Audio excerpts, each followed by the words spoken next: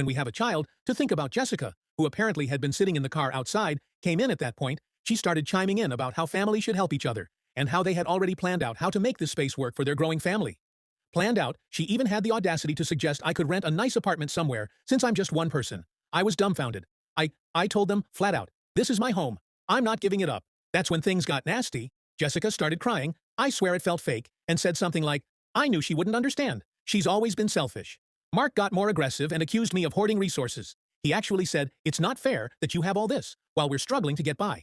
At this point, I was so angry I could barely keep my voice steady. I asked them to leave. But Mark dropped his folder of papers on my coffee table and said, think about it. It's what's best for the family. When they finally left, I sat there staring at the folder. It was filled with documents, suggested timelines for moving out a budget for how they'd maintain the house, and even a drafted letter to my HOA informing them of the change in ownership. I couldn't believe the level of entitlement they had planned. This like it was a done deal. The next day, it got worse. My parents called me, and guess what? They're on Mark's side.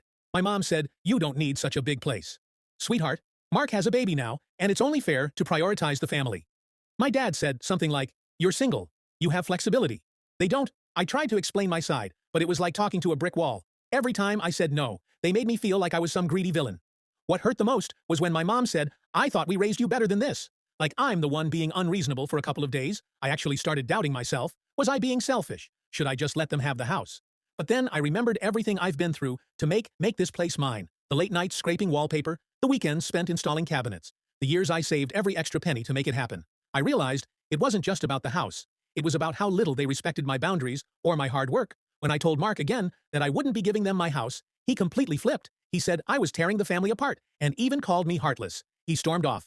And later that night, Jessica posted a long dramatic Facebook rant about toxic relatives who turn their backs on family in their time of need. She didn't name me directly, but it was obvious who she was talking about.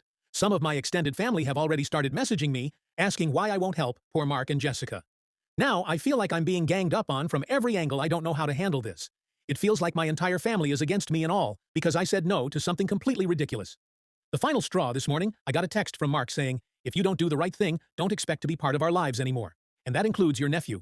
We update if you thought my brother demanding. Mark and Jessica pay for a lawyer to come after me when I confronted them. My mom tried to justify it, saying, we're just trying to make things fair for everyone.